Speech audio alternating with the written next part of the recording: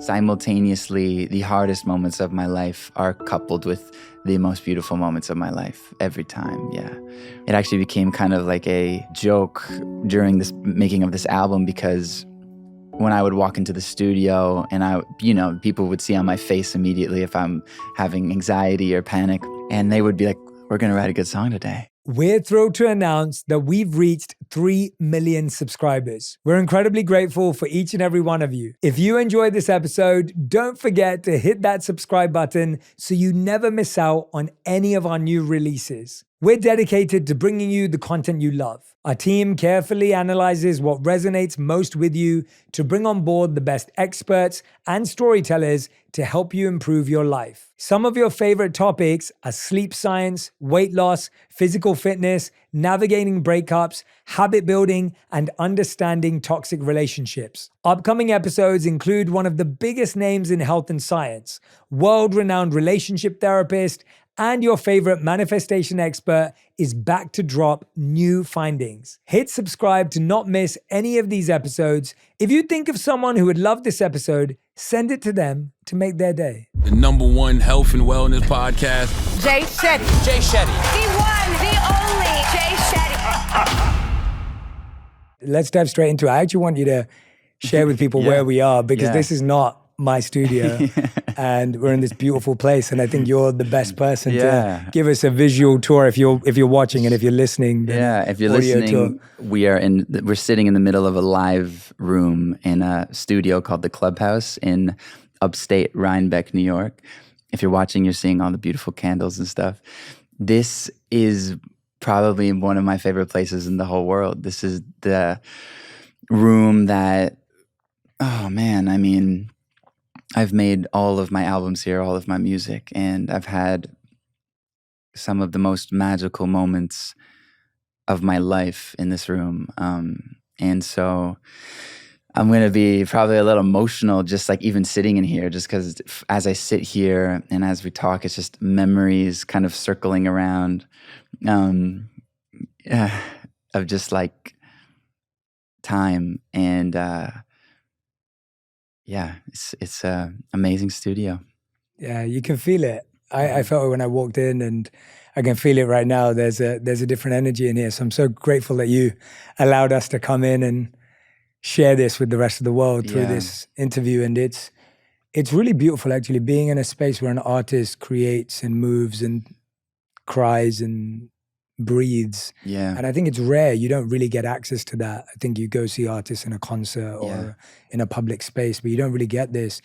And I thought where I wanted to start this interview was kind of roll back to your announcement about tour, and you talk about this in your song, Who I Am. You say, and I'm going to be looking at my notes a lot because I haven't yet learned all your lyrics off by heart, and I know the fans are going to be really heartbroken. They're like, Jay, how have you not done this yet? But if I'm on my phone, I'm reading lyrics back to you. So in Who I Am, it says, "It broke my heart when I canceled tour, had my soul and my heart going back and forth." Yeah. And I wanted to read the message you actually put up on Instagram at the time, because I remember it going out. Yeah. We were talking about it. You were talking the night before. Yeah. You were actually the person I texted at like 1 a.m. that night when I was just in complete spin of what to do. And I just remember feeling so much like, I think in those situations, it feels really hard to ask people to give you advice or to give you an opinion, because it's such a big deal, to do something like that. And I remember assuming you were going to reply something along the lines of, "You can do it, you got it, like we can do this, we can figure out a way." And you were just like, in the most loving way, I can't remember exactly, something along the lines of just like, "Whatever you need, take care of yourself," And I remember when I read that, my whole body just like sunk into the bed, and I was like, oh God, like, yeah, that was really important to me. So thank you for that. No. But yeah, so sorry, go on. No. I'm so glad that you remember that. I remember you telling me that, on tour, an artist has to do something like, or someone like yourself has to do like 150 shows minimum. Mm-hmm. And I remember asking you, at what point do you feel like you can't do another show? Mm-hmm. And you said around like 50. Yeah. And I was just like, what? I was like, so wait, you have to do 100. And it was so funny because I went on my world tour last year. I only did 40 shows. Yeah. And I felt it around 33. Yeah. And I was like, wow, Sean It would probably have to has something to do with relative to when the end is. Yeah. No, but 50 is like early. any race, Yeah. you know? And so anyway, you said, there were 2 times you posted about it, but this one you said, this breaks my heart to have to say this, but unfortunately, I'm going to have to postpone the next 3 weeks of shows. I've been touring since I was 15, and to be honest, it's always been difficult to be on the road, away from friends and family. After a few years off the road, I felt like I was ready to dive back in, but the decision was premature, and unfortunately, the toll of the road and the pressure has caught up to me, and I've hit a breaking point. After speaking with my team and health professionals, I need to take some time to heal and take care of myself and my mental health, first and foremost. As soon as there are more updates, I promise you, I will let you know. Love you guys. Yeah. Walk me through how hard that time was for you mentally, physically, even before having to send that message. Because I think when people see that message, they think you've just decided it. Yeah. But really, it's something you've been holding Yeah. for months, weeks, maybe even years. Yeah. And I think like the reality is anyone who does anything at a high level knows that it's hard. It's hard. Like anything you want to do that's extraordinary is hard. So there are going to be these moments where it feels really hard and it feels like you can't do it. And that I think every athlete or performer or anyone knows, you know, that there are these dips and these peaks, and that's just part of it. The problem is that for me, the hardest part about being in a state of, I don't even know the right word to describe it, but you could say, you know, depression, you could say anxiety, you could say just general darkness or lowness. The hardest thing about that is not the feeling that way. It's that the feeling that way makes you look at your life through that lens, and therefore all the love that's around you and all the people who are loving you and supporting you, you can't even see that love anymore. And so it's all just kind of getting consumed by this feeling. I mean, I've done a lot of tours, and that was, you know, and I've been in hard places before. And I think the reality was that it just became really, really clear to me that I needed to diversify in life, you know, and that since I was a kid, my entire life had been about one thing. It had been about performing and making music, and just a constant kind of cycle. And it was amazing. But the reality is that, you know, I really do believe all your eggs in one basket is a dangerous way, you know. And I was the number one rooter of like, I have no plan B. I don't have plan B, you know. And I had nowhere to go when things were getting hard, you know. I didn't have other aspects of life that I felt connected to, that I could have like leaned into to have a little bit of like a break from touring and come back and just find that balance. And I knew there was only one way of doing that, and it was by step, just like creating a life, you know. And so, yeah, I mean, canceling that tour was by far the hardest decision of my life, and by far the greatest decision of my life. And it gave me a life, you know. It gave me time to discover so much about myself. And yeah, I'm smiling now because it's so far away, but it just did so much for me, you know. Yeah. Who did you feel? I know later on you talk about in the same song this idea of, I feel pressure from the people that I love and it hurts. Yeah. But I know I got to do it, got to put me first. Like, who do you feel you were letting down at the time, yourself and others? Yeah, I think the reality is not just, as the artist, it's not just you that sacrifices everything to do that. You have a team of almost 100 people who are away from their families for a year, and they're every day working, they're not sleeping, they're sacrificing everything to put this show on. That was one of the hardest pills to swallow, you know. It was just like, oh man. And like, they are excited to, like, you know, you got to be an insane person to be a touring crew or or anyone on tour. You have to truly love it. You have to understand that like this is profoundly greater than you and what's happening is magical. And so, and it was like not letting people down and like we've worked so hard. It was like, oh man, people were excited, you know. People were proud of what they created, and that was the hard part, yeah. Yeah, it feels like, I remember when we would talk about it then, there was also this weight around it where it was like, you'd had this growth period in your life where, as you said, you've been doing this since you were 15. Yeah. And then all of a sudden you were kind of getting the growth opportunity to say, oh, I get to make my own decisions now.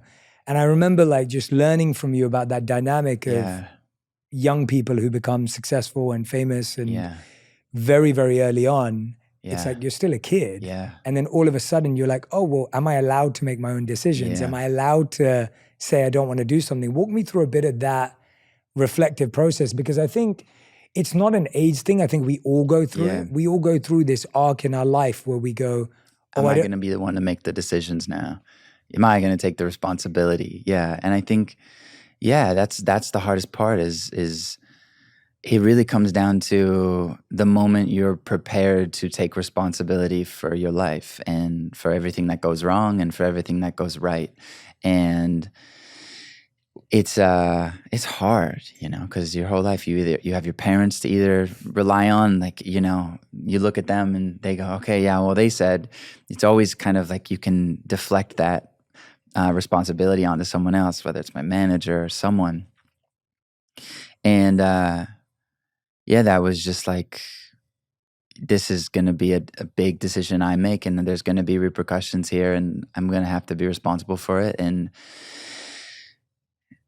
it's kind of just like that. And the beautiful thing is that once I did that, it felt like now, okay, that was the kind of big one. And then every other little decision, it was kind of like, well, here I am again, making another decision. And you kind of go like, I'm sorry to bring my sister into this, but like for you, Aaliyah, but like she was like, oh, I don't want to. She's like, can't I just not have the responsibility? And I'm like, that's not how it works. Like once you start taking responsibility, you just got to keep taking responsibility. And it's simultaneously grueling, but also so much more rewarding, because when it goes well, you know, it's you who put yourself in that position. So yeah, I didn't even know at that point what I felt like and what I looked like to myself. What was it for you that kind of showed you that North Star when things were dark? When love is in front of you and it's trying to give itself to you through someone, that's a hard thing to receive. I remember so many times I was just like driving my car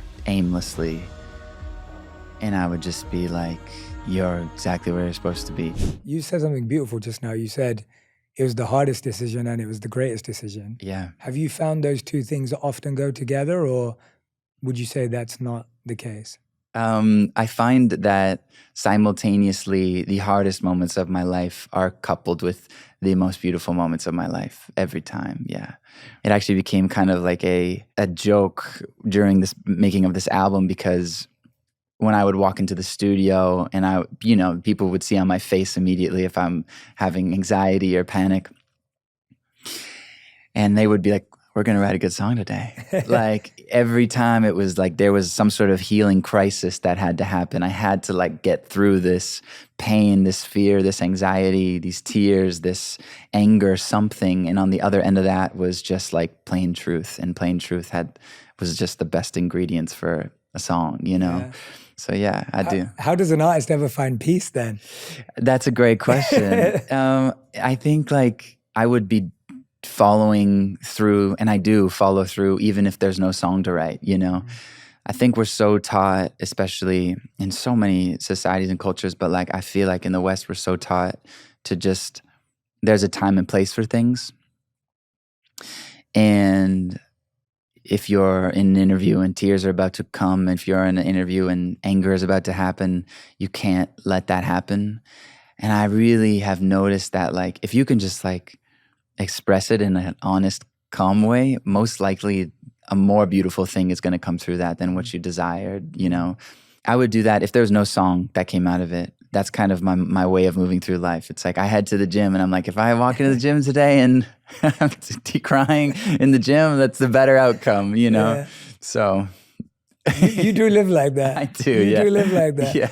And I haven't said it yet, but you know, this album, it's so fascinating for me to see it from the moment that we're talking about now to then its creation, because I remember when it was you trying to figure out your voice and figure out who you are as an artist, as a person, as a human. And now when I listen to it, it almost sounds so effortless and true and authentic in this really flowing way, kind of like this channeling experience of even listening to it. And I couldn't believe it when I listened to it, because I was like, wow, like you did it. Like that's how I felt. Like I was like, you did it and then some. Like it far superseded any of the expectations I would have had in the conversations we had of how you were thinking about it. Well, yeah, and it's like, you know, you have the idea of, if I said to you, you know, 6 months ago, I want to make the most honest album I've ever made, then you start having ideas of what that sounds like and what that looks like. And then at some point, actually in the studio, at some point, when you're done with all the ideas of what you are trying to force it to become, there's a breaking point and you surrender to it and the album starts to become what it's meant to be. And you just have to like roll with that, you know? Yeah, and that's hard though. It's super hard. How do you trust that? How do you trust that? Because I feel like we're living exhaustion. I think because we're living at this time where I feel like everything's perfectly engineered and manufactured, and even authenticity is programmed and developed. And then you're trying to say, well, no, I actually want to create something like that. But then how do I not engineer it? Something that I learned on this process was just like the foundation, like the first brick you lay, if that brick is a brick of like authentic truth, if you work really hard to get to that place and that first brick you lay is truth, each brick after that will be much easier, you know? And like, I remember it felt like as long as every word I say comes out of my, like the writers I was working with, everyone became so attuned to me saying something. And if I was like, you know, saying it and then I was kind of quincing after, if I was saying it and then it just didn't sound right coming out of my mouth, we would just be like, all right, that's not it. Like we need, it needs to have that, like you said, that natural flow. And that first brick just like set a foundation for truth to just be it. And now we're at the point where anything that really isn't in that space is so obvious that we can't even put it next to it, you know? And so it's just really, if you start there, it's so much easier to build. It's so much harder to start in a kind of place of, I want to be perceived this way.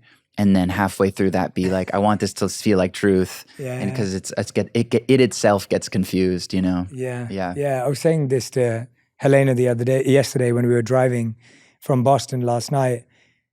And I was just saying that I'm at a point in my life where I just want to experience. Like I don't want to think about, it's not that I want to be irresponsible and not think about consequences or repercussions. But there are certain experiences that I want to open myself up to, regardless of how they're perceived or how I may have perceived them in the past. Because that's the only way I'm going to actually get to live. Exactly. If I'm constantly curating and perfectly managing every part of my appearance, perception, reputation, whatever environment, I don't actually get to live or breathe or experience. And when I hear you talk, I feel like that's something I definitely learned from you, because there's been this part of you that's just been so open to being all of yourself and not having to pick. There was one lyric where you say in Why, you say, I stepped off the stage with nothing left. All the lies are with my head. Effing with my head.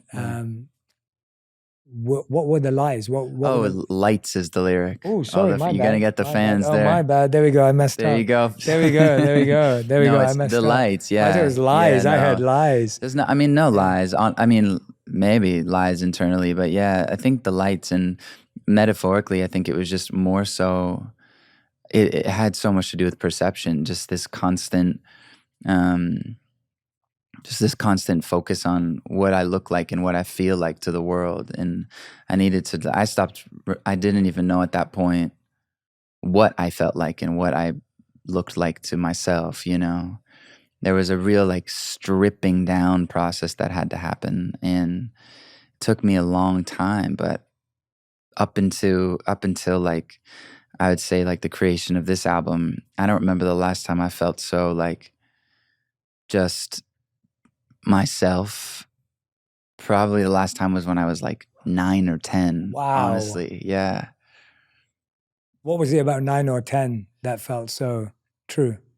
Not having the need to like cover the layers of what I was feeling, you know. I was just like an expressing ball, you know, like similarly to how I probably like more emotional today, similarly to how I was when I was 9, you know. And yeah, I guess just that not having the words and the stories that you've been told, you know, as you start to grow up, spinning in my head and just expressing truth of who I am. And I'm lucky too, man. Like I know that a lot of people, they're not surrounded by people who are maybe super accepting or embracing of that truth. And I know that's hard. And I think I have a lot of compassion for that. And the reality is that I wasn't around a lot of people who were. And I think part of starting to just like strip back those layers is also to just maneuver the people you're around in your life and starting to be around people who you can be like that with. And it just becomes kind of a feedback loop of positive, honest reinforcement. And then, you know, you look around one day and you're like, oh, all these people in this room like really love Shawn, you know? Walk me through that discomfort, because I think it's easy to jump from like a canceled tour to I'm in the studio making new music, and we both know it wasn't like that. Yeah, no, not at all. Like, walk me through. So one thing in the discomfort you're saying is surrounding yourself with people that allow you to be yourself, allow you to be and figure it out. What else were like really important kind of principles that guided you through that no man's land, through that desert of time? What was it for you that kind of showed you that North Star when things were dark? So many things. Like, you know, I think the process of like healing and moving through a dense moment in your life is not just sticking to one thing. It's really using everything at your fingertips. And whether that was therapy or whether that was like friendship or it was reading or it was music or what it was, you know, it was just a mixture of all of it. And I think the hardest thing for me in my life has been this kind of wanting to always have the perception of like strength and all together and kind of grounded and still, you know? And when I started to like allow myself to really, I think it's like you got to really feel pain to like let your ego get out of the way. When I started to really allow myself to like lean on my family and my friends, and also like just reach out to people and be like, you know, that was just such a huge part of it, you know. I didn't know at the time, but just using the people around me to support me was a huge part of it. And yeah, and being open to not knowing how to get through it and just letting people maybe help me how they can, you know, and they might have their own way. And yeah, the people, there's a song on the album called Heavy, and it's just so much of it is just about letting people who love you help you. You know, it's a hard, people talk a lot about it's hard to give love. It's hard to be in that state, but man, like receiving love, like when love is in front of you and it's trying to give itself to you through someone, that's a hard thing to receive. It's really hard. You know, a lot of people, including myself, just like want to freeze up. And so my new thing is kind of like, instead of walking into a room when I'm feeling bad, holding it, the first thing I'll do is just like literally like lean on someone, like physically, like, hey, can I have some love? And I need it. And that changes, it like shifts so much, you know? Yeah, that's so powerful. Yeah. That's so powerful. Yeah. I love that. And I feel like I remember in the beginning when we'd hang out, if you weren't feeling good, there'd be a part of you be like, I don't think I want to hang today. Yeah, exactly. And then that switch of what you're saying where it's like, oh no, no matter how I feel, I need to lean in. And I love that. And that's freeing. Like if I can only hang out with you when I'm feeling still and at peace and coming from a very high perspective, I am like, I got 3% of the time, you know, like, and I think even for doing something like this podcast, I mean, when we first met each other, I used to be like, oh, I got to get to this degree of, you know, calm and understanding of life. And the reality is I don't have a deeper understanding of life. I just have a deeper acceptance of self. And that allows me to sit here and be like, hey, like, here it is. This is what we got, you know? And that has changed everything to me. It frees you from so much, you know? You can kind of just be like, hey, that's actually a huge part of it. I used to, before I would get out of a car and go into a social situation, or before I just would say like, I'm moving as fast as I can. I cannot be healing any quicker than this. This is it. I'm here. So let's be this, you know? Yeah, and it trips us up. I feel like we're trying to be something we're not, or trying to be something we're not feeling. Yeah. We're trying to feel something we don't genuinely feel in the moment, whether it's us trying to be more confident, trying to be more calm, trying to be more whatever else it may be, fill in the blank. Yeah. And it lets us down. And I wonder, letting yourself down too, you know? There's a part of you that you're just like telling that part of yourself like, you're not good enough to be around these people or to be in front of this camera, you know? What was the hardest question you had to ask yourself during this whole period? Like, what was the question that you asked yourself the most often that you sought the answer for? It was just like general direction. I remember so many times I was just like driving my car aimlessly, and I would just be like, literally, I think the verbatim words I said out of my mouth were like, you're exactly where you're supposed to be. Like, you're exactly where you're meant to be. Like, I know it might not look like what you thought it was supposed to look like. It might not feel like what you thought, but like something about this is it. And there was just a lot of beautiful things that happened in that time. Like I moved to LA and I didn't really have a lot of people around at that time. And I remember I went to this coffee shop every morning and I got a coffee.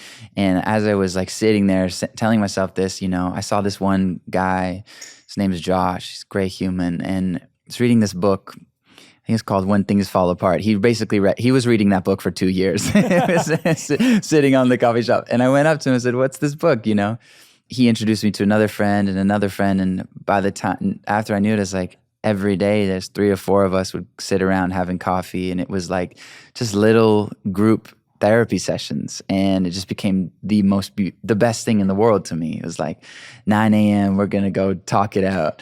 And it was exactly where I was supposed to be at that time. And it was so weird and awkward and uncomfortable, but it really, that little thing changed my life. It was funny because people would always tell me, I just saw Sean hanging out in a coffee shop. Like I'd sit there for hours. He's like started calling me the mayor of the coffee shop. And it started to become like this thing where everyone would like watch it and be like, what's going on here? Brian called me one day and he said, hey man, Diomi, he passed away in his sleep last night. Years of like not processing it just like all hit me, and we sat there and sobbed. It's strange because you kind of bury it until you're ready to look at it. Yeah. In relationships, it's oftentimes just like, oh, this feeling of comfort, this feeling of I don't want to be alone. And I feel like you really took shelter in like building your men's circle and your men's group and having that ability to have, you know, a group of men around you that you could be honest with and open with. What was unique about that? Like, why was that such an interesting thing to build? Because I know you'd always talk to me about that as well, this group that you were nourishing and cultivating. And like I had a couple, I had this kind of coffee men's group, and I had this other beautiful men's group simultaneously happening. And I think, you know, just having like men from all ages, from all parts of the world who do all different things, like really just show up and strip it all back and just be brave in front of you. I remember like something, I don't know, told me like when someone is sharing something hard with you, like 9 times out of 10, you don't have to say anything back, because the most healing part about that experience is just to be witnessed in your pain. And I think it's just that. It's like to be witnessed in your pain, and for the person in front of you not to be like, I don't want this. It's just for them to, when you open your eyes and the pain is over and you look up and they're still there, like, hey man, still here, that's beyond, so in simple ways, like that's been a huge part of it. Yeah, and I like that you were playing that role while you were receiving that. Yeah. I think there's something really interesting about that. Well, it's empowering. You're simultaneously being vulnerable and then also listening to other people go through their stories, and you're empowered to be strong and hold for them. And it's just a beautiful process, Yeah. Because I think a lot of us feel like when I get there, I'll be strong enough. Then I'll be strong enough to hold space for others. And yeah. it's almost like this simultaneous mutual holding is what we all need. And you're actually only going to be better at holding others if you allow yourself to be held. Yeah. And if you practice holding others even when you have nothing to hold them with. Exactly. And that balance is what creates that structure, that foundation that you're resting on. Yeah, the roots, Yeah, you were talking about this, you were talking about heavy, and in the song you say, it's been so heavy, it's been so long, running from everything and nothing at all. Yeah. I was thinking about that a lot. I was like, so often we think things are so heavy and there's so much going on, and then at the same time you're like, but it's not there. Walk me through that dilemma. Because this is the constant dilemma. It's like in reality, there is a lot going on. And then also in reality, it's okay oftentimes too, It's that internal perspective that you're going through. And I felt like, just running when you have the money and the ability to be on the constant move and run. I just ran, and I was just never still. And it was like I couldn't figure out how to get away from the feeling that was feeling so bad. And at some point I was just like, okay, a friend of mine was like, hey man, wherever you go, there you are. And at that point I was just like, okay, I gotta let it kind of hit me, and that was just a big part of it, is just, like I said, the realization that like when you kind of move all of the stuff out of the way, it just it just drops into the truth. It's really hard to get to that place when all of the noise gets out of the way. It's very hard to get to that state. But sometimes when you do, it allows you to look around and be like, okay, actually it's okay, Were you running away from fame? Was it what was it? What did you feel you were running away from? Was there a point where you were like, I don't want to be famous? Like, I don't want to have the platform?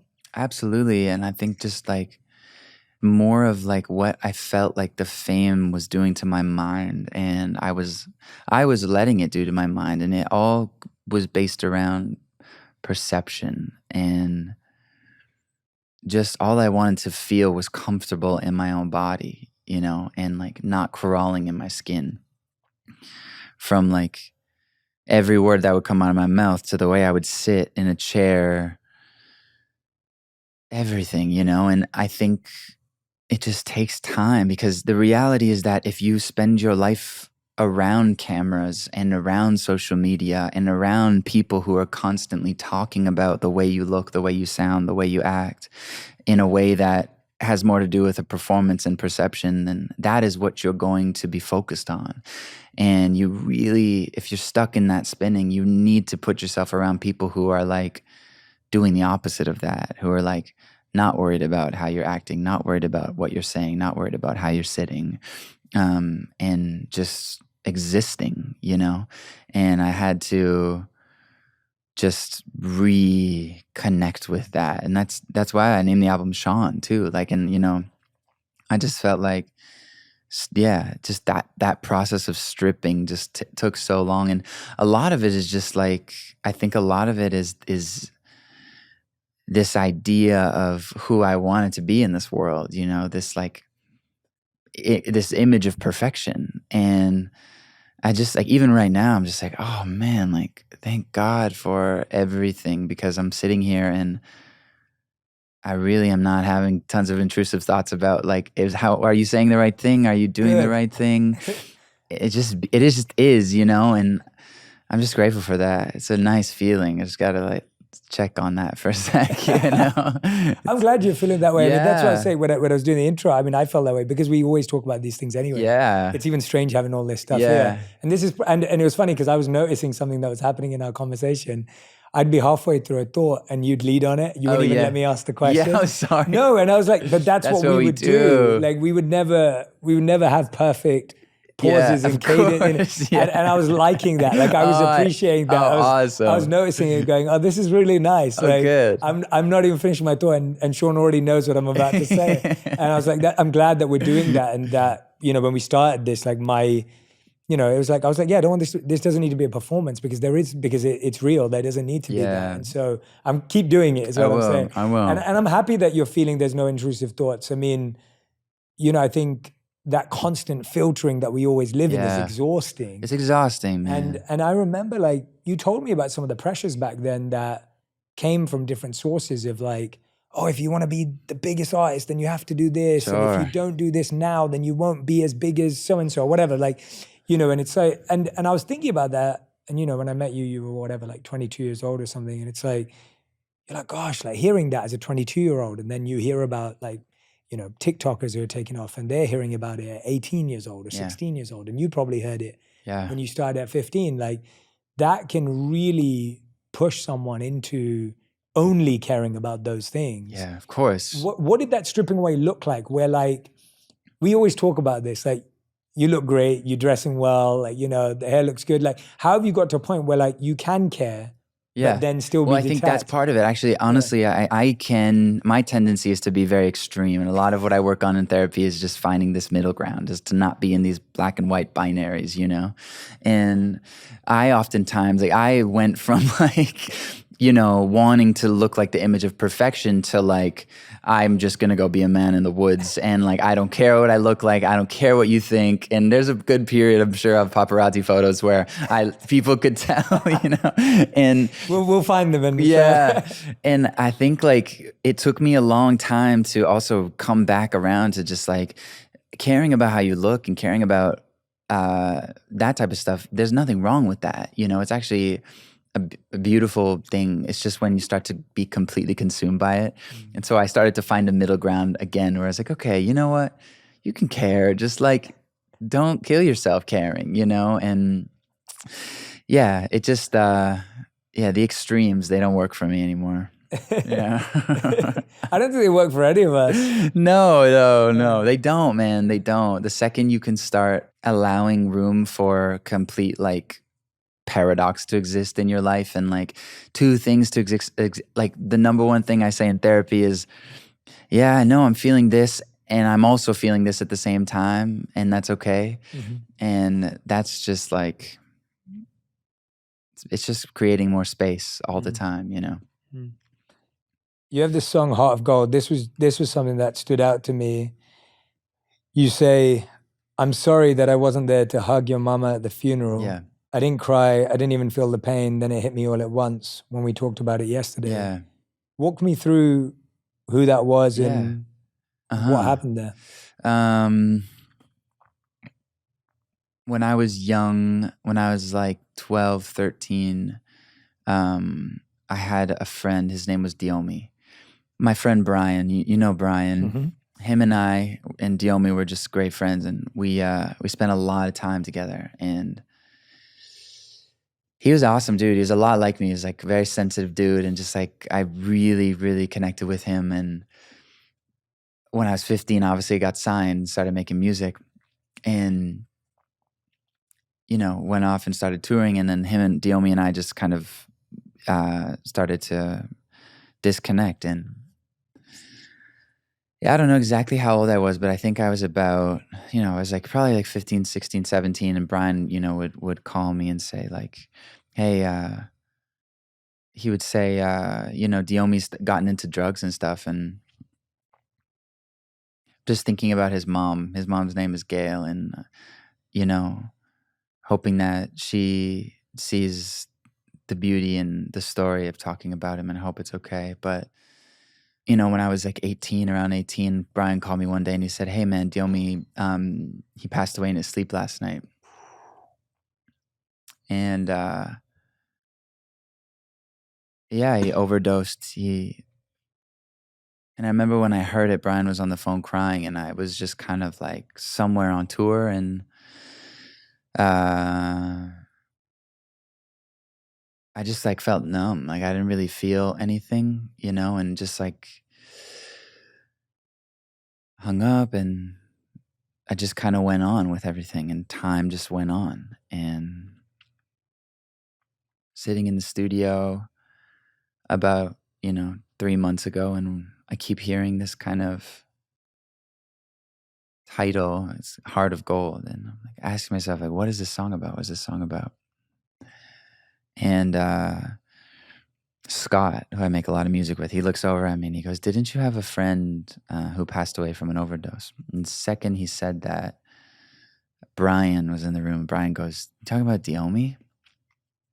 And yeah, the second he said Diomi's name, it just like hit me. Like years of like not processing it just like all hit me. And we sat there and sobbed. And yeah, the song, man, it was a hard song to write, and it just felt like a letter. It felt like a letter to my friend that I never got to, the things I never got to say to him. And, I imagine that like when you die of an overdose, especially as someone as sweet and kind and loving as him, like you kind of wake up wherever you wake up, and there potentially is this moment of like, what happened, you know? Not that he needs it, but it just felt like a good opportunity to just be like, "Hey man, we love you, and you had a heart of gold, and we're down here thinking about you." And yeah, it's one of my favorite songs to play, man. It just is. It's just this beautiful golden light, and he is just like this super swaggy dude, and it just like, and it holds his energy. And it's just like every time we play it, I just imagine this huge golden light beaming up from the place we're in, wherever he is, just reaching him. And yeah, I love that song. You want to play a little? I could play it. I could play it for you on the song on the phone after. Yeah. But yeah, man. No, I love that song as well. I was intrigued because that wasn't something I was aware of. Yeah, it's funny, man. Like how these things are when you're open to the truth and what wants to come out of you and what wants to be made. Yeah, it's unexpected, and it was extremely healing. It's still very healing to just like sing that song out to him every time I play it now. Have you played it for his family? I haven't actually. I have to go back to Pickering and play it for his mom. Yeah. How do you think she'll react? Yeah. I don't know. I think she'll love it. She's an amazing human being. I always had an amazing connection with her, and so I could see her just like, she's just a badass, just totally rocking to it and loving it. And yeah, special family, special human. Yeah. It's nice to immortalize it in a song and it is immortalize him. Yeah, it is. It is really, really nice. I never wrote about death in that way before. So yeah. Was it a process of forgiving yourself for not having felt it? Walk me through that. That was a lot of it. A lot of it was the guilt for not reaching out, or the guilt for not being there for him, or even more so just the guilt for not being at his funeral and seeing his mom and all this stuff. But music has this funny way of healing in a way that other things can't, so yeah. Can't wait to play for his mom, honestly. I can't wait as well. I can't wait for you to tell me how that goes. I will. Can imagine it just being like this really special moment. And I think, it's so human that, there's so many things we go through that we're not ready to process something yet. Yeah. And then we feel guilty that we weren't ready when we almost feel we needed to be. Yeah. But then you realize that actually when you were ready to process it, something more beautiful came from it for everyone. I think I spoke to you about him, but one of my monk friends passed away from cancer. My closest friend during my time in the monastery passed away a couple of years back. He was maybe a year older than me, had colon cancer. And I couldn't go back to see him because it was the pandemic when it happened. And I couldn't fly back. I couldn't be by his side. I couldn't be there with him. And in the last few weeks to months of his experience of it, he wasn't even in a place to do like phone calls or, and I spoke to him 3 days before he passed away on the phone, and he was like crouched over because he was in so much pain physically. And so I couldn't even look at him. And yeah, I always carried that as like, I wasn't there by his side. I should have been, I could have been. And it's been something that when I was listening to it and I heard that, that's what I was thinking about. Yeah. It's strange because you kind of bury it until you're ready to look at it. Yeah. And sometimes you don't even know if you're ready to look at it yet, like what part of it. And I agree with you. I think music's the only thing that can get in there, get into that complexity of it. Yeah, grieving is just a complex thing, probably lasts a lifetime, It's beautiful that it came to you in that moment and that you were able to. Yeah. Yeah. I'm glad you related to it, man. Yeah, no, I mean, I relate to it in so many ways. I mean, even grieving, like, I think grief also we talk about, obviously this is talking about the loss of a friend and mine too, but I think grieving is also like, I was at my sister's wedding last year, and my sister's one of my favorite people on the planet, my best friend. She knows everything about me. She's 4.5 years younger than me. We have similar sister vibes. Yeah, same with mine. Yeah, she's just like, I love her to bits, and she's like my little brother actually. Yeah, that's how unfortunately she's been treated by me. But I was at our wedding last year, and I left the UK. I left London 8 years ago now, and we've kept in touch and we've kept our relationship. Like we're as tight as ever, so it hasn't been affected. But it was really funny because I was at her wedding. And I was just like sobbing the whole time. And I have to show you a picture. Can I show it to you? I wasn't even planning on doing this, but now that I remember, I think I just showed it to my team the other day because my sister was just with me, and she. I don't even want. I don't even have it on hand. Photos of me crying at my sister's wedding. Wait, I have to show you. It was just sorry, I wasn't prepared for this. That's why it's genuinely in the moment. I'm trying to make sure that I have it.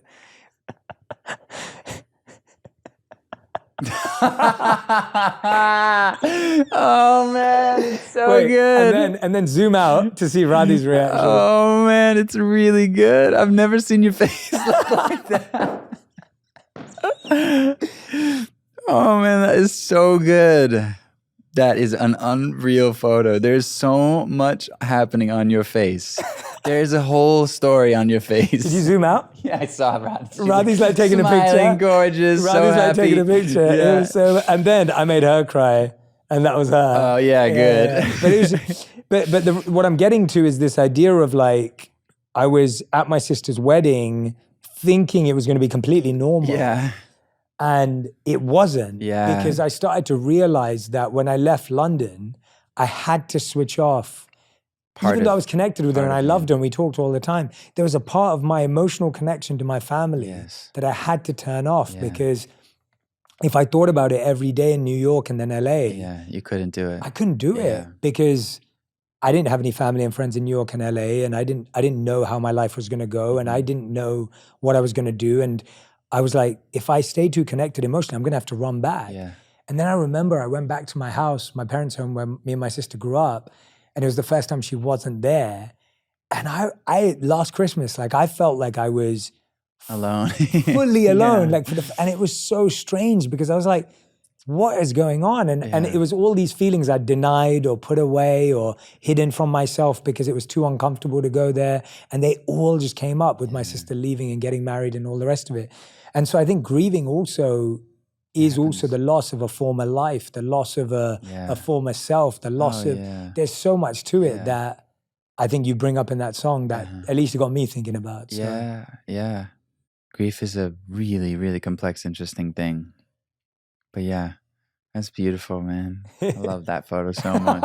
I'll send it to you. Yeah, please do. I'll send it to you afterwards. That's so good. I wanted to talk to you a bit about, and I hope you don't mind, we're doing an album tour because I think it's to me, I always get happy when I can, your music's so healing for me.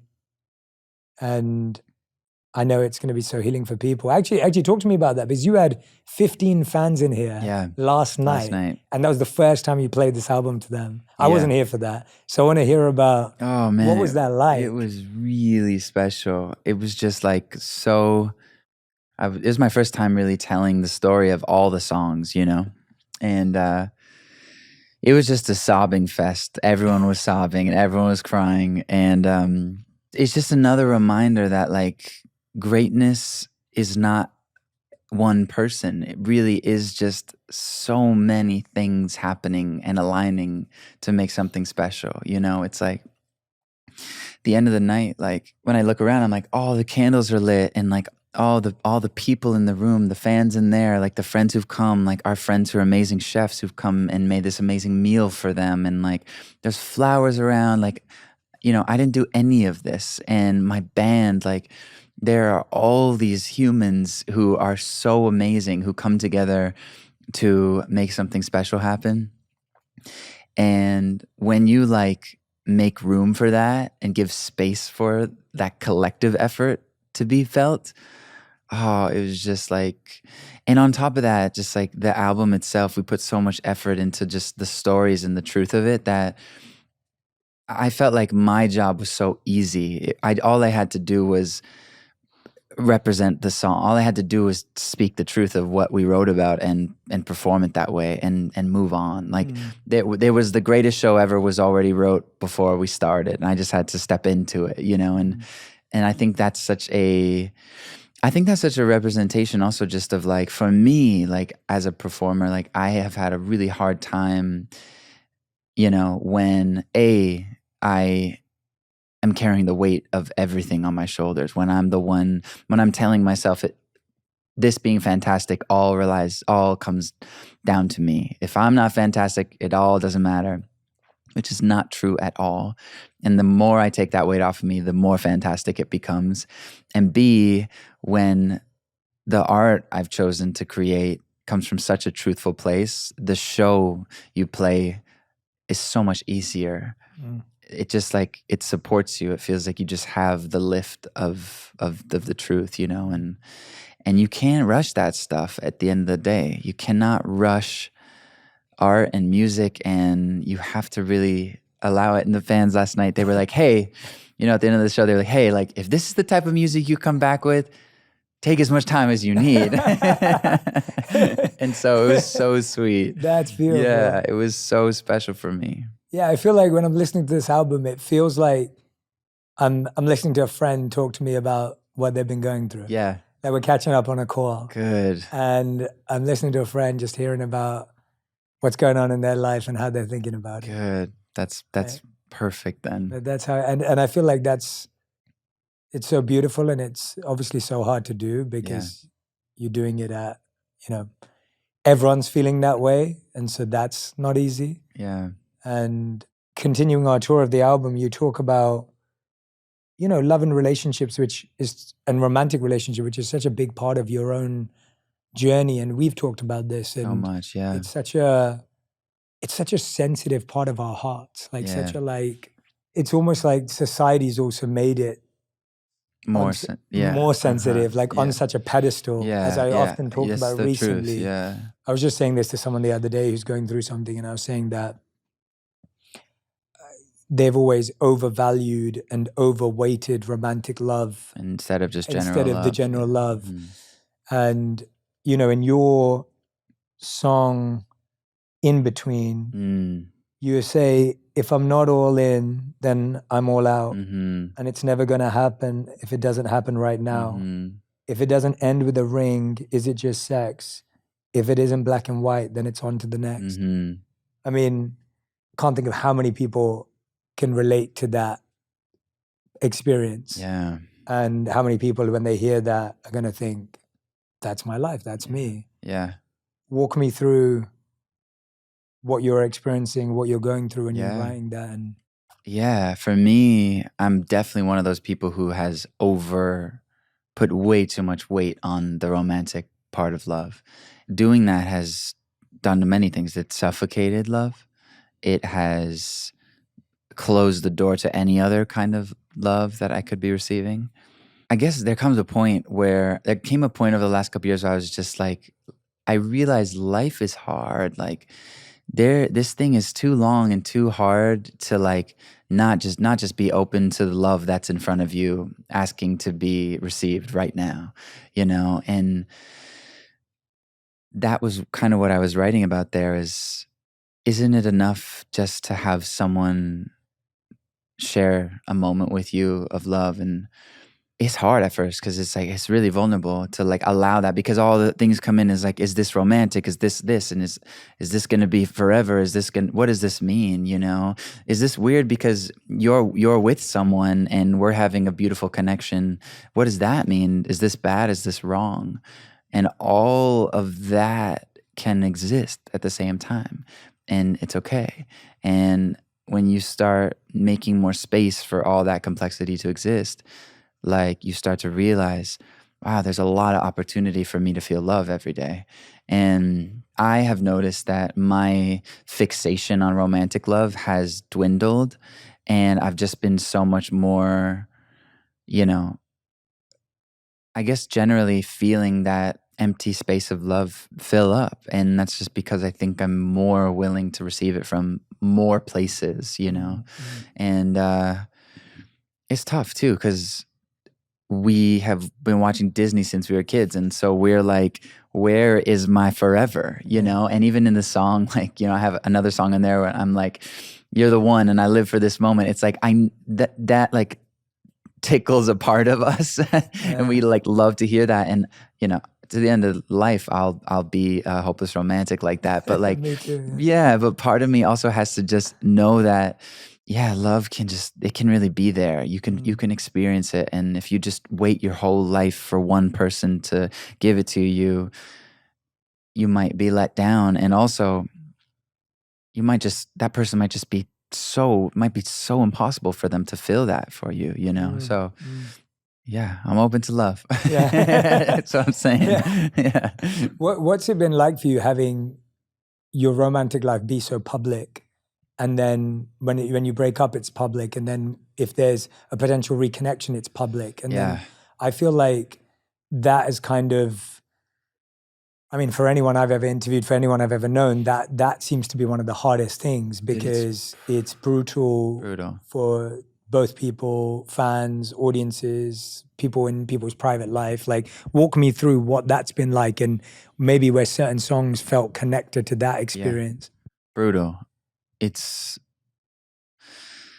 I mean, honestly, I think Camila and I have just done the best job at preserving our private little fire of love for each other, because no matter how strong mentally you are, when there are millions of people commenting on it, it's so hard not to be affected by it and to be swayed by it and to be inspired by it and to desire it because people desire it, or to hate it because people hate it. And it's just human. And I feel like her and I have just like worked extremely hard to just protect each other and protect that love, and I learned a lot about that. And it's part of it. It's definitely part of it, and there's no getting away from that. But if I'm being completely honest, I don't really go on social media anymore. So I don't really see or care what people say about my love life or my relationships, because it's honestly too detrimental to the actual relationship itself, that I've become pretty strict on that part of it, But it's crazy, man.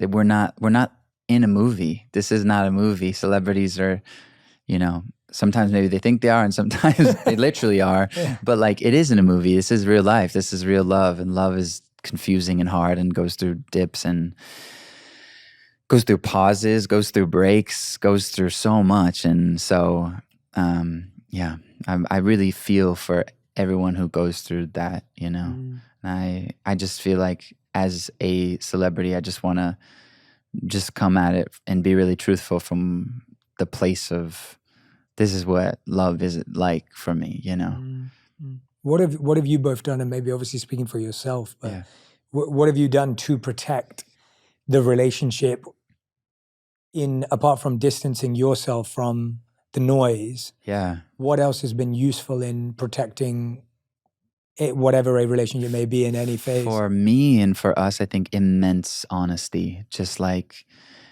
over communication, you know, like I felt this way when I was doing this interview and I said this thing and I felt weird and I'm sorry if it came off like that. And, you know, I love you and that's my, you know, it just immediately cuts through any type of assumption that I could make or she could make from anything. And, you know, we're both amazing at that. I'll be the first to text her. She'll be the first to text me. And we just, as long as we're good, all the noise is just noise. And that's been a huge part of it. Yeah, so rather than be like, oh, I hope they don't see that, or I hope they don't see that, it's like, oh, I'm just going to tell them why I was feeling that way. Yeah. And then how do you open yourself up to receive that honesty when it isn't comfortable, let's say? I think it's also just a part of just understanding the situation we're in as, and not only as celebrities, but artists, you know, being two people that make music and tell the story of the heart. And that's just a big part of it. And we both are very aware of that, you know? So just having respect for the fact that we're storytellers, you know? Wow. And that takes a lot though. Yeah. That takes a lot of maturity. Yeah, for sure. That's like a really mature perspective to have. Yeah. And I mean, we've been doing it since we're very young. So I think at this point, we're just like, we hopefully just have a great respect. So I don't think either of us would ever cross a line, you know, we deeply respect each other.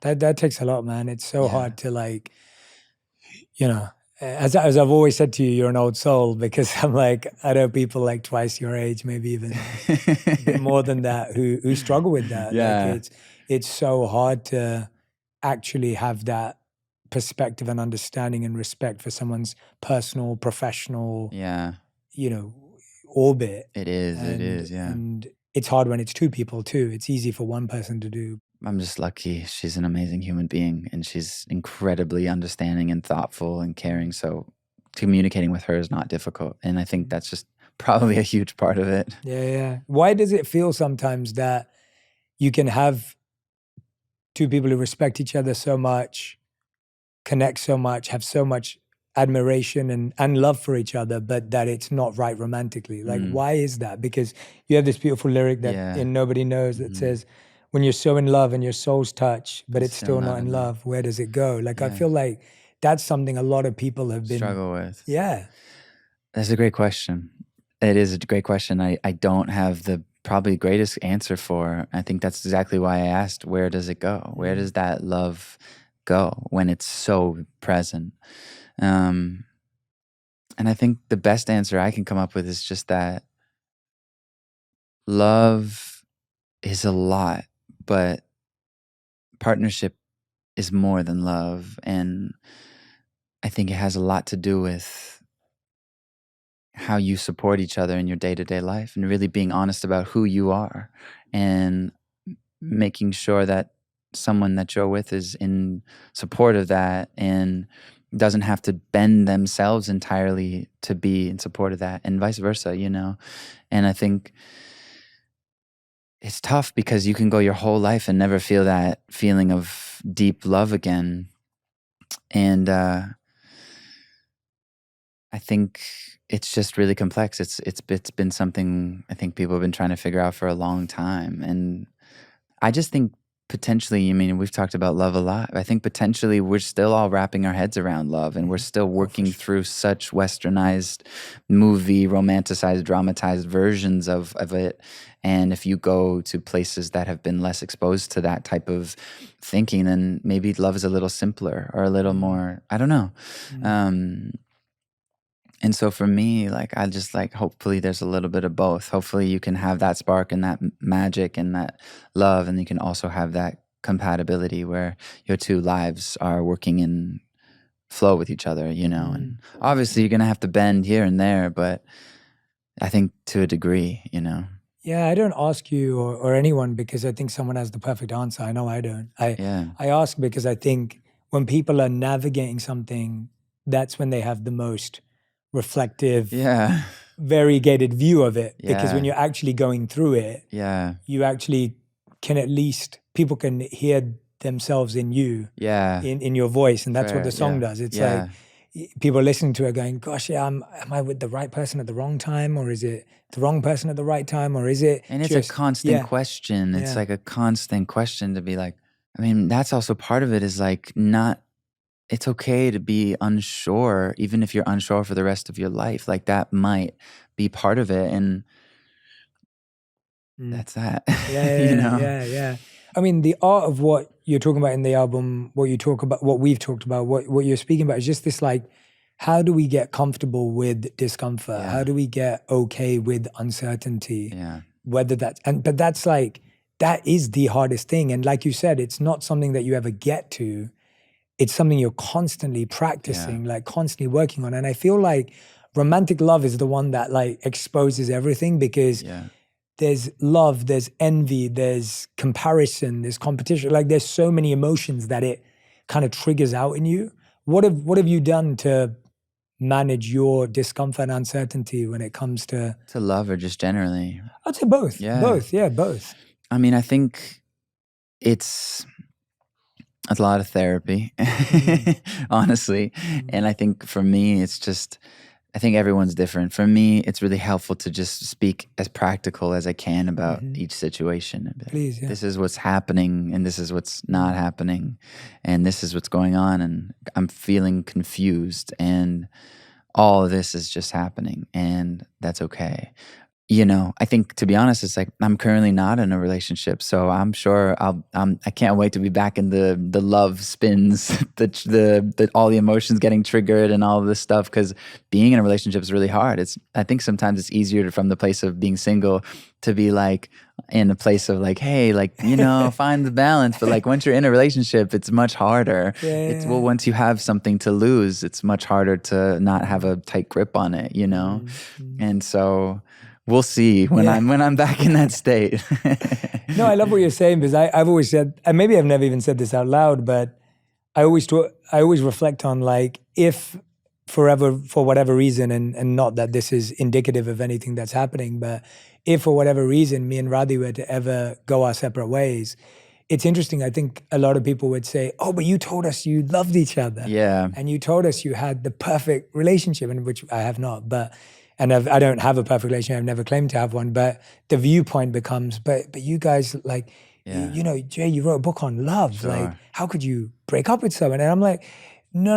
Like, that's life. Like, that's reality. Like, and I think we have this view, again, clarifying, there's nothing going on. Of course. I'm just saying it for an example, because I think it's so important to address these things, because I think we have these very fixed viewpoints of what something should be and what something should look like. And I think it goes back to just like, I don't know, like maybe this sounds too idealistic or like optimistic, but like I think it goes back to just finding figuring out what it is you actually want in life. Like for me, it's like, do I want to be in a constant state of like, I have this like this fiery thing that always is mine, and it, you know, it's like more of that like ownership, that like desire, which is super enticing and gorgeous in itself. Or like, what is it that I actually want? Or do I want to feel just a general more love from more places? And do I want to feel supported and like I'm growing and like I'm being seen? And if you really ask yourself that question, and then you find an answer, you might not, but if you find an answer, then you can start moving forward with what your answer was. And for me, it was really more of just like, I really do want to just like have a greater, I don't want all my eggs to be in one basket, you know, because I don't know how life can go. Like things happen, people die, people get sick, people, you know, fall out. Like I don't want to be, I would love nothing more than to meet my wife as I walk out of this door today. But like at the same time too, like, I just want to, until that moment, I'd love to be experiencing love also, you know? I don't want to just wait till then, you know? So. There's some fans outside Yeah, waiting now, yeah. ready to go. Yeah, no, you know what? That's what I've always admired about you. And I'm hearing it today. I hear it in the album. Like, you've just always focused on asking good questions. Yeah. And that's like your life. Like, that's who you are. And I think that it's so funny because as humans, we get so fixated on the answers and we get so fixated on just a few answers. So we ask the same questions. Yeah. Like, will I ever find my person? Yeah. Like, is this the right person? Like, we ask the same questions and we don't ever get any better answers to the same questions. Yeah, there's no And answer I've to those alwa- questions. There's no answer to Yeah. those questions. Yeah. And what I've seen in you is you're always trying to ask like this wide array of questions that you know, like, where will it go? Yeah. Like, because the normal question to that will be like, so when you're so in love and your soul's touched, but it's still not in love, where does it go? Most people would go, well, is that love or not? Yeah. Does that mean it was love? Yeah. Yeah, exactly. But that's not- I don't question that. Yeah. There's zero doubt in my mind that love is love. It's it's like, where does all that love go to? And I think that question itself is like, that love is still completely here and able to funnel into the same person if they're willing to receive it in a different light, or funnel into anyone else around you that you love, you know? But it's also like, damn, like that absolutely sucks. Like that is just it just sucks, you know? So I also might have said like, doesn't that suck? You didn't know. But that's all I didn't know. But that's something I would have read. Yeah.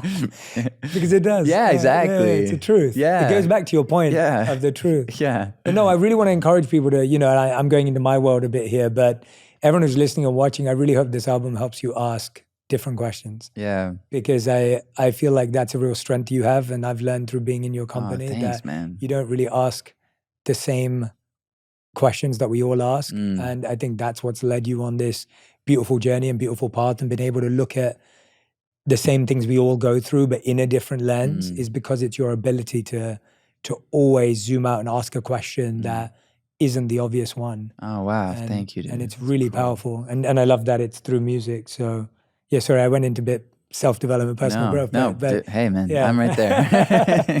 They all know that. yeah, no, for sure. There's a couple more lyrics here that I love because they're just so powerful in the love and relationship space that I have to bring them out. This one. So, but what about the in-betweens? You lay your head on me, living for the next time that we touch. Isn't that enough? Yeah. Talk me through that. Yeah.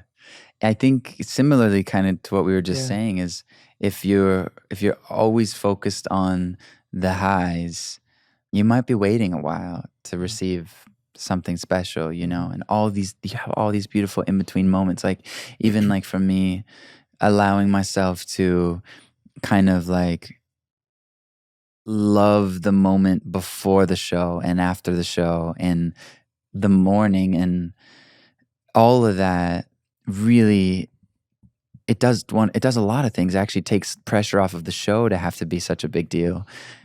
And then it also just helps me enjoy the day generally much more, you know? If I sit there all day being like, there's one important thing today and that's the show, that's basically an hour and a half, 2 hours of my day. What about the rest of it, you know?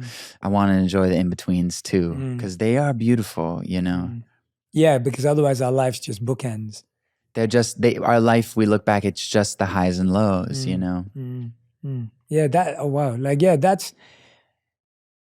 Yeah, and I find like it's also then your life becomes a waiting for what the the next high. high. Yeah. Yeah, and so you're living in constant anticipation. Constant anticipation. Or constant anxiety for something to end. Yes. And that's the only in-between you have. Absolutely. It's still linked to a beginning and an end. Yeah. So I'm in anticipation of when will that good thing come? Yeah. And then I'm in anxiety of when will this good thing end? Yeah. Yeah. Yeah. Yeah. Oof.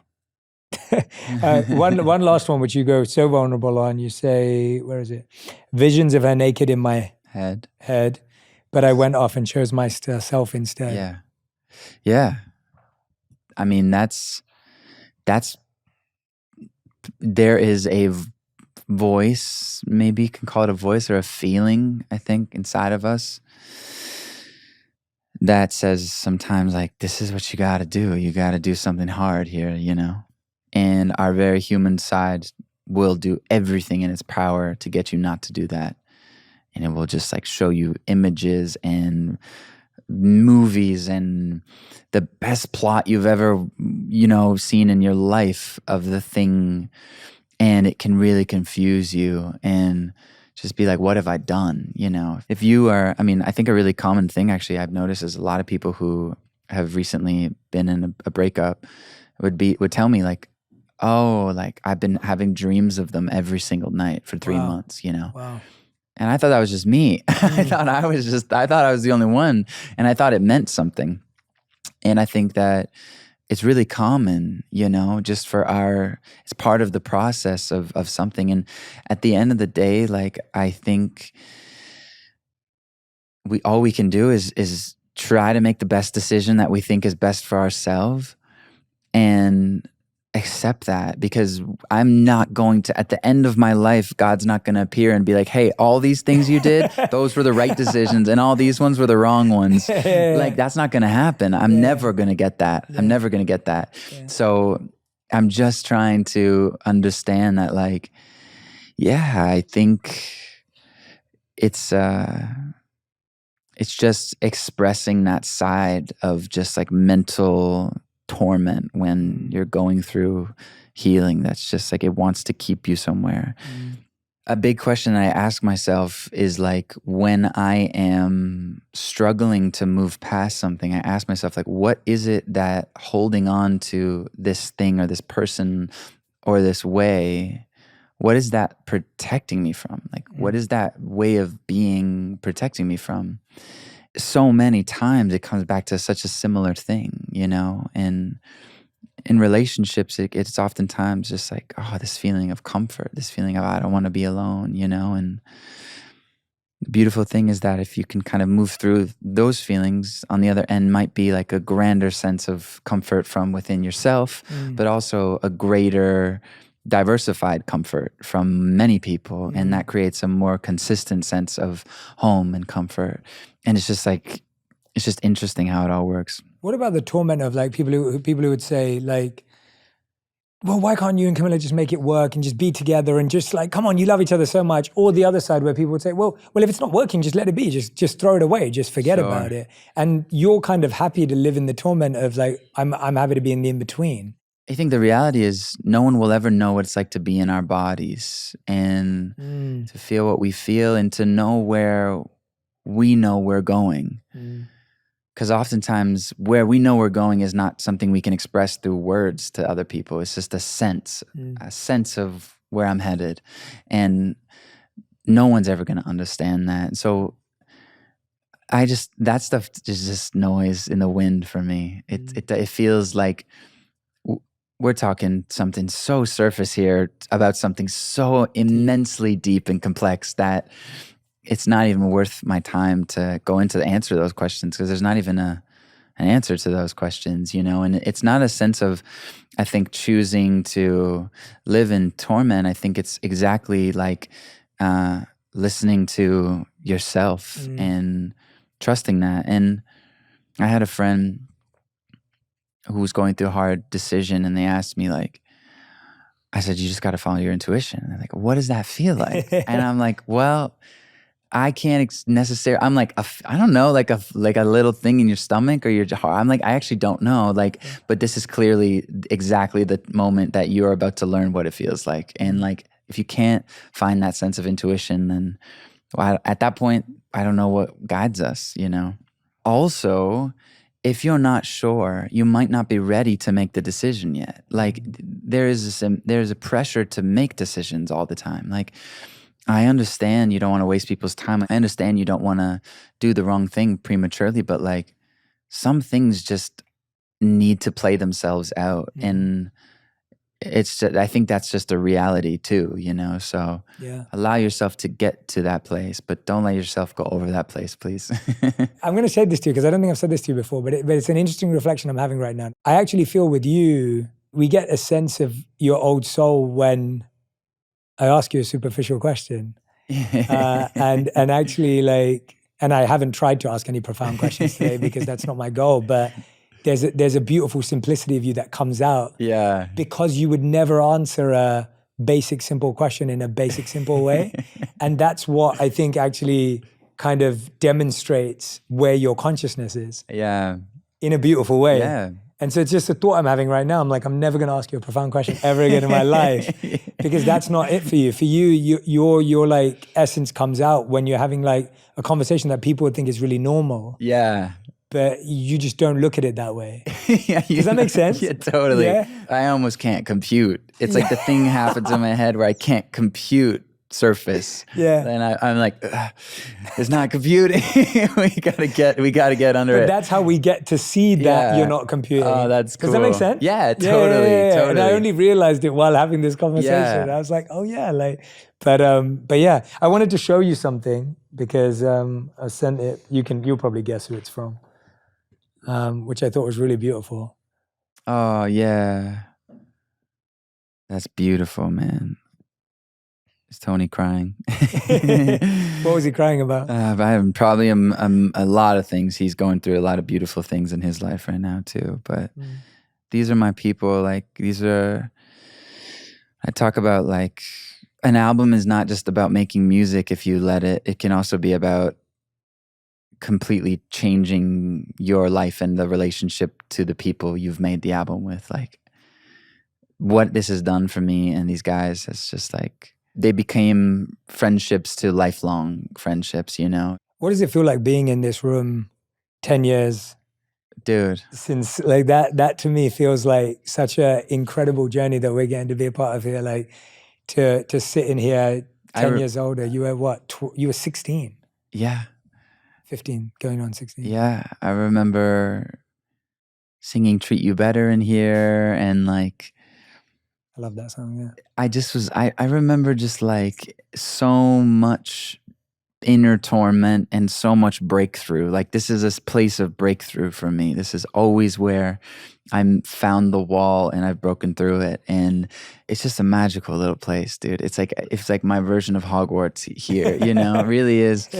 And I'm just so happy. Like this time around, like what I've been really trying to do is everything to be really have a lot of intention of just like we're here right now, you know, and we're upstate and I'm going to play a show in a few days where I made the album. And it's like you have to work so much harder to curate an experience when you just allow the story, you just kind of let the story happen and support that, you know. And it just feels like, yeah, I needed a lot of holding. And even just through this week, like the first little show I did yesterday, like I needed to be in this room. This room knows how to hold me. And yeah, man, just cool. I just love it here. I'll be here for many more years. Yeah. I think, I feel like everyone can find a similar place like this for themselves. It may not be a place where they record music, but a place that they can turn to and come to and be held by and be embraced by and feel rooted and feel nourished. And yeah, I hope this acts as a symbol to encourage people to look for that. And it could just be a little tree somewhere on a hike. It could just, what's your take on that? Yeah, look for it or be open to the fact that you might be in it and you might know it very well. And yeah, it's just having a space that holds the intention of the place you go to lay it all out, you know, really like lay it all out and break through and struggle. And not all studios feel like this. It's also a beautiful town we're in too. Like this town is special, and being, you know, in nature, like that's just like in the winter, it gets really different here too. It's a whole story. Yeah, we've had rain and thunder in You've this had rain and interview- thunder in every this day. interview already. Oh, It's like beautiful. You've been looking up. I've been looking at it behind you. Yeah, So it was nice. raining. Yeah. Yeah. Sean, you talked about your sister and I talked about mine. Yeah. And Aaliyah actually sent us a note. No way. My sister? Yes. Oh no, I'm gonna cry already. Is it okay if I read it to you? Sure. Yeah. Prash hooked it up. So. Prash hooked this up? yeah, Oh no. Yeah. You ready? Sure. So she says, Dear Sean, I want to start by saying a huge thank you from the bottom of my heart. Thank you for opening up your heart, being brave, and sharing your incredible gifts with all of us. Thank you for being not just a beautiful human, but also the most amazing friend, brother, son, mentor, and artist. I'm truly at a loss for words to describe how proud I am of you, how proud we all are. Your music today feels like the most genuine and authentic art you've ever created. It's filled with vulnerability, fear, diversity, patience, humility, pain, and a sense of home. But above all, it feels unapologetically and beautifully you. Watching you grow over the years has been such a privilege. I feel extremely lucky to be by your side as your little sister and to be a part of this incredible process with you. You've taught me so much about connecting with my own heart and body, tapping into embracing my truths, and living with more love, perspective, and abundance. I absolutely adore your eagerness to learn and the way you listen so thoughtfully. Eagerness is a kind word. And I'll be honest, I really enjoy watching your unique YouTube videos with you. Honestly, you're like a real life, freaking cool superhero to me. Thank you for having the courage to be imperfect and for sharing that with the world. Your compassion and kindness, both towards yourself and others, are real superpowers. We all feel the depth of your connection through your authenticity. It shines in everything you do, and it's especially powerful in Shawn, the album LOL. This connection you create through your music has helped me feel more grounded in my own life, and I know it will resonate with others in just as meaningful a way. It's like 9 hearts with love so deeply, Aaliyah. Oh man, that's so beautiful. Thank you. That means a lot. I love you, Alina. Oh man, yeah. She's my best friend, man. Like over the last 6 months, we've just gotten so close, and my little big sister too. Like I think when you start letting your little sister be your big sister sometimes, you know, it's such a beautiful experience when you see your pain turn into something beautiful, and then people start to feel that way. And you got to believe people when they tell you, you know, especially people in my life. Like she would not say that if she didn't mean it, even for you. And so, yeah, I'm kind of in awe of it all, and grateful for it all, because although I was there every day doing it, like there really was a greater thing at play. And yeah, man, it's been the most healing thing I've ever done. Yeah, I really hope people feel that way, to be honest. Yeah. Yeah. No, I mean, I wanted you to hear it from her because I feel like we all need to hear it. Yeah. We all need to hear it. Yeah. And, you know, I can imagine that when you finish an album, it's actually the beginning of then sharing it with the world. Yeah. And so my hope today internally was like, I want you to feel so much love Yeah. and so much support and so much embrace, so that as you go out and... I thought of it almost like this, like at the beginning, it's this little spark that's so, you know, tender, and you have the people you really trust, and you show them little clips of it, little voice memos, and they put their little twigs on it, and that flame starts to grow. And then you start showing other people, and they put a log. And I almost imagine my team and my friends and my family each placing logs on this fire. And now we just have this like massive bonfire going there. If there was a hurricane, it wouldn't blow it out. It's just like, all right, now we're good. Give it to the world. It can handle anything, you know? Yeah. And that's really what it feels like. It feels so much greater than anything I could be a part of. And but thank you. That's really so sweet, man. I love you, man. I always have. And it's really special for me as well, because I feel like I've said this to you and I want to say it out loud. You had every reason when I met you to just keep doing what would have been the right business decision, the right professional decision, the right artist decision from a result standpoint. And I think your bravery and courage at your age and the maturity to step back and actually say, I'm going to go on a deep inward journey And I don't even want to use the words find yourself, because that would mean that you've completed it and now Yeah, you're sharing it. sure. So just go on a journey of Yeah. self-discovery and adventure. And then to come back to this when you feel you're ready to share wherever you currently are. Yeah. It would have been so much easier to just not think about these things Yeah. in the short term. In the short term. And as I've said to you before, I've seen people do that for 3 or 4 decades Yeah. and then finally figure it out. And the fact that you chose to do it so young is an immense credit to your incredible family, your friends, Yeah. to you, your team, and everyone around you, because you made the hardest, most difficult Yeah. decision in your position. And I'm so like happy to just see the fruits of it, Me too, man. because I still remember so many conversations of Infinite.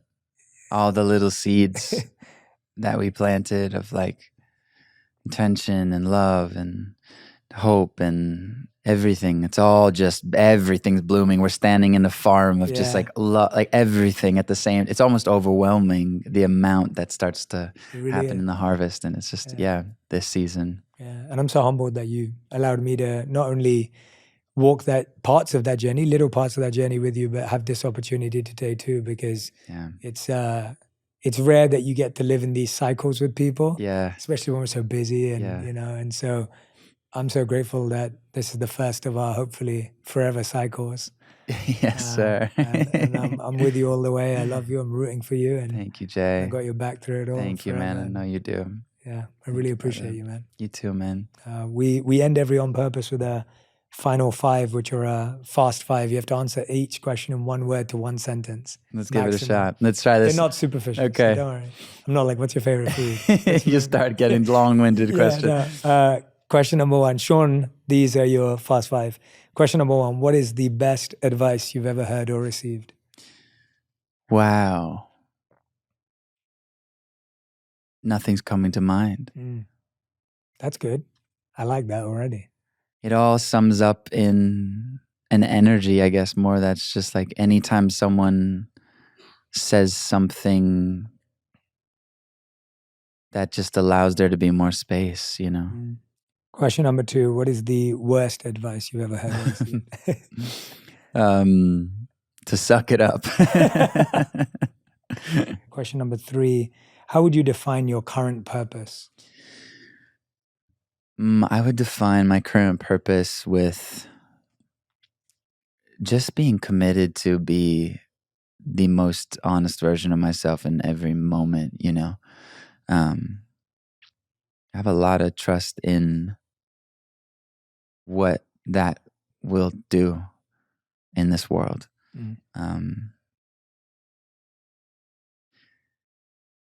I think I've learned so much, like even just to be here, I've learned so much about following my truth into the dark and feeling like I'm letting people down, but how that led me into creating a really beautiful healing album, and hopefully how that will pick people up.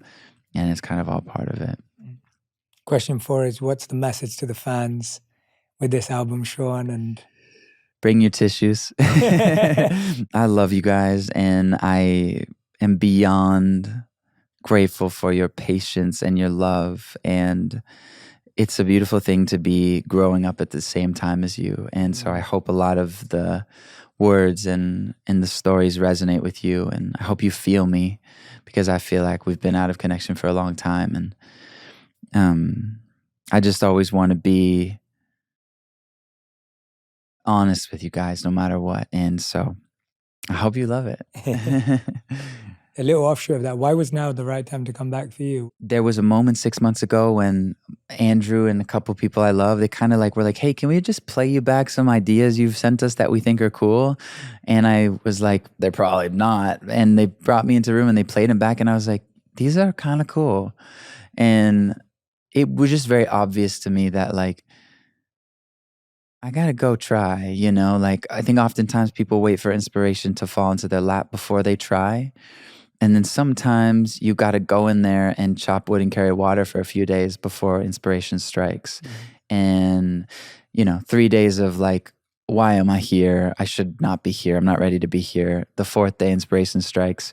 6 months later, you forgot you ever were chopping wood and carrying water. You were just enjoying yourself and making art. And it just changed, So it's the right time, I guess, just because it is.